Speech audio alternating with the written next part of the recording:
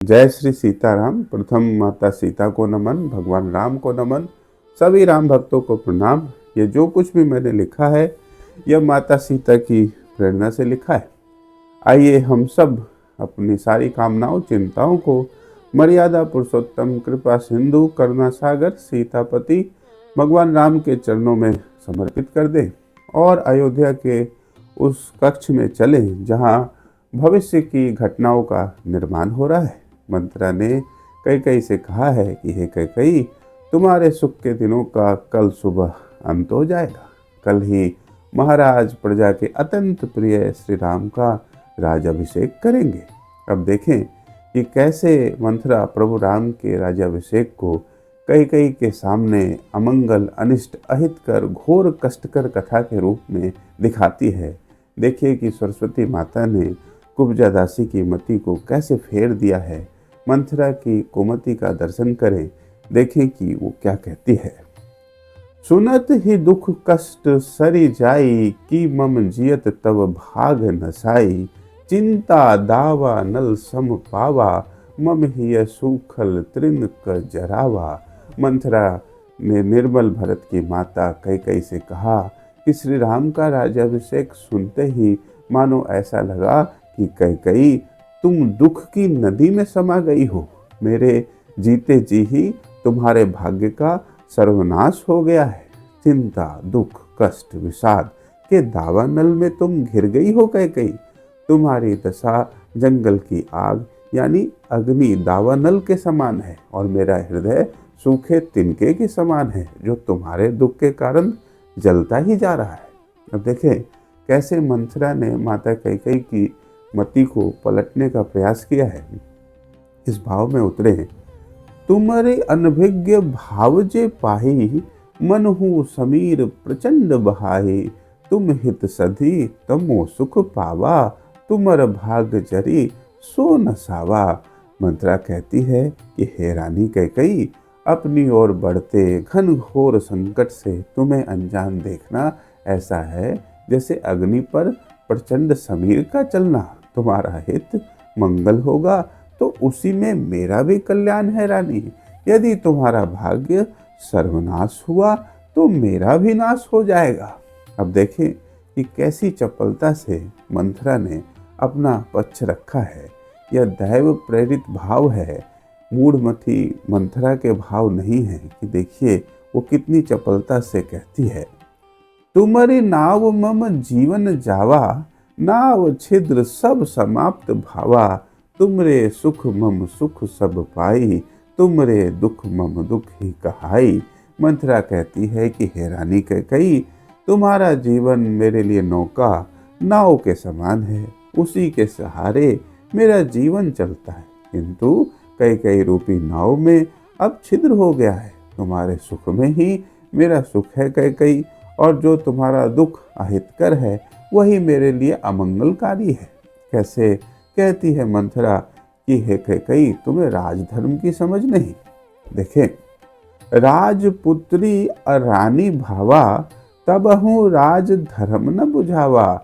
घृतज परित अग्नि धधकाई, प्रचंड समीर मिली अधिकाई। मंथरा कैकेयी से कहती है कि कैकेयी, तुम कैकेयी नरेश की पुत्री हो, अवध नरेश की भार्या हो, एक राजा की पुत्री, एक राजा की पत्नी, तब भी तुम्हें राजधर्म की समझ नहीं है।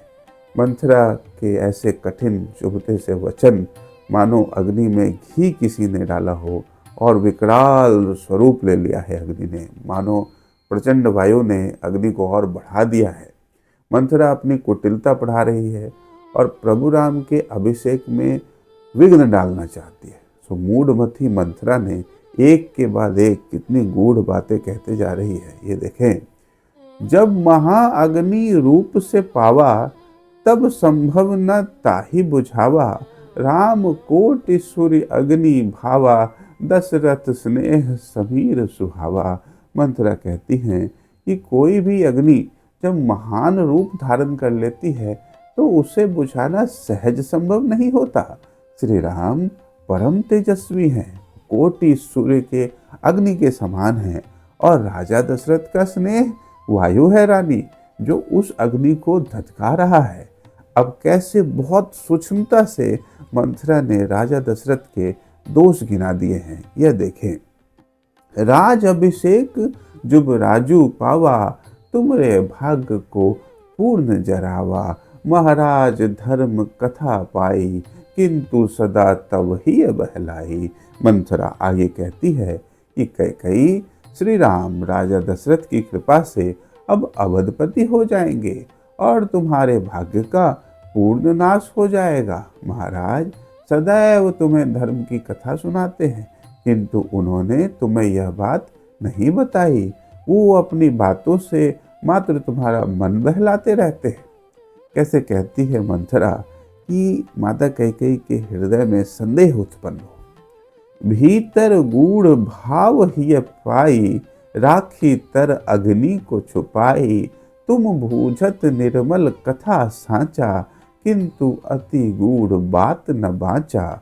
मंथरा कहती है कि हे रानी कैकेयी, राजा दशरथ अपने हृदय में बहुत से गूढ़ बातों को दबाए रखते हैं, ऐसे जैसे राख के भीतर अग्नि छुपी रहती है और तुम भोली भाली महाराज की बातों में आ जाती हो, किंतु राजा दशरथ अपने हृदय की गहरी बातें तुम्हें नहीं बताते। अब मंथरा कहती है छल के बारे में, जिसने रामायण की भूमिका रच दी। देखिए, पति द्वारा छल तुम छलाई, कौशल्या सकल हित सधाई। राम राज तिलक तुमरे नासा, व्यर्थ करहि तुम हरस आशा। मंथरा कहती है कि कैकेयी तुम अपने पति राजा दशरथ के द्वारा छली गई हो। वो तुमसे बाहरी व्यवहार में स्नेह करते रहे, किंतु उन्होंने अंत में कौशल्या का ही हित साधा। कौशल्या ही समर्थवान हुई।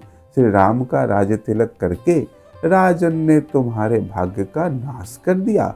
अब तुम व्यर्थ ही किसी हर्ष और उल्लास की आशा रख रही हो जीवन में। अब मंथरा ने भारत के लिए क्या कहा है, यह भी देखें। मिथ्या तुम संग कथा पाई, भरत का मातु जन पही पठाई। उनके पाछ यह तिलक पावा, राम अभिषेक भोरे भावा।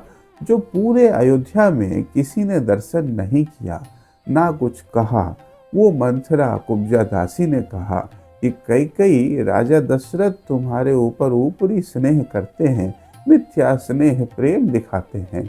भरत को उन्होंने ननिहाल भेज दिया और तुमने मना भी नहीं किया। उनके भेजने के पीछे यही भाव था कि कौशल्या के ज्येष्ठ पुत्र श्री राम को राजा बनाना है। रानी कैकेयी, अब कल सुबह श्री राम का राज्याभिषेक हो जाएगा। मंथरा कहती है कि तुमने पति को अपने वश में समझा। रानी कैकेयी, यह तुम्हारी भूल थी। इस भाव को देखिए। पति को तुम आपन वश जाना, उन्हीं चरित्र पूर्ण न भाना। बाहर तुम ही प्रिय कथा पाई, मूढ़ मति राम को तिलकाई। मंथरा कहती है कि हे रानी कैकेयी, तुम अपने पति राजा दशरथ को अपने वश में समझती हो। तुम्हें उनके पूर्ण चरित्र का ध्यान नहीं है। वो केवल बाहरी रूप से तुमसे स्नेह प्रेम की कथा कहते हैं, किंतु आंतरिक रूप से कौशल्यानंदन श्री राम का राज तिलक कर रहे हैं। अब मंत्री ने कैकेयी को बाला कहा है, बालक। वो कहती है कि बाला, जिनके तुम प्रिय पावा, तुम्हारी पति सो निर्मल ना भावा। राम तिलक कथा तुम ना जाना, कौशल्या पुत्र भाग पाना। मंथरा कहती है कि कैकेयी, तुम बालमती हो। तुम जिन राजा दशरथ को अपना प्रिय समझती हो, वह तुम्हारे प्रति निर्मल नहीं है। श्री राम को राज तिलक की कथा उन्होंने तुम्हें तो नहीं बताई और कौशल्या के पुत्र का भाग्य संवार दिया। मंथरा कहती है कि कैसे आज तुम्हारी अवहेलना हुई है और आगे भी होती रहेगी। उपेक्षा भाव को अधुकारी, आज भाग्य कौशल्या भारी। तुम ही अवहेल उन्हीं सहाया, आज कौशल्या भाग्य आया। मंथरा कहती है कि कैकेयी, तुम आज से उपेक्षा भाव की ही अधिकारी हो। आज कौशल्या का भाग्य अति प्रबल है। राजा दशरथ ने तुम्हारी अवहेलना किया है और कौशल्या की ओर झुक गए हैं। आज कौशल्या का परम भाग्योदय हो रहा है। अब मंथरा सुख भोग की बात करती है। देखिए, सदा सुख भोग प्रिय तुम पाई, किंतु आज बहुत विकट आई। कि राम तिलक तुम्हें न सुनावा, किंतु सकल प्रजा सब जनावा। मंथरा कहती है कि हे कैकेयी, तुम्हें सदा सुख भोग ही प्रिय रहा है, किंतु आज तो बहुत ही विकट स्थिति आ गई है कि श्री राम का राज्य तिलक का उद्घोष उत्साह भी तुम्हें सुनाई नहीं दे रहा, जबकि बाहर अयोध्या की प्रजा अति उत्साह में है। कैसे कहती है मंथरा कि कैकेयी तुम्हारा भाग्य जल गया है। यह देखिए, राम तिलक तुम्हारा भाग्य जारा, तुम्हारा सुहृदय कष्ट ही पारा। तब हूँ मूढ़ अस चरित लखावा, मन हूँ आपत्ति सुन सुख पावा। मंथरा कहती है कि श्री राम के राज तिलक से तुम्हारे भाग्य का सर्वनाश हो जाएगा कैकेयी। जितने भी तुम्हारे सगे संबंधी हैं सबको कष्ट ही मिलेगा। तब भी मूढ़मती रानी कैकेयी, तुम ऐसे चरित्र कर रही हो, व्यवहार कर रही हो, मानो संकट देख के तुम्हें सुख की प्राप्ति हो रही है। अब देखिए कि आगे मंथरा कितना कठिन वचन सुनाती है।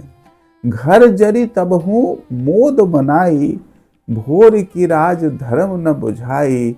आपन हित कस भांति सधाई, तुमरे ही यह भाव न पाई।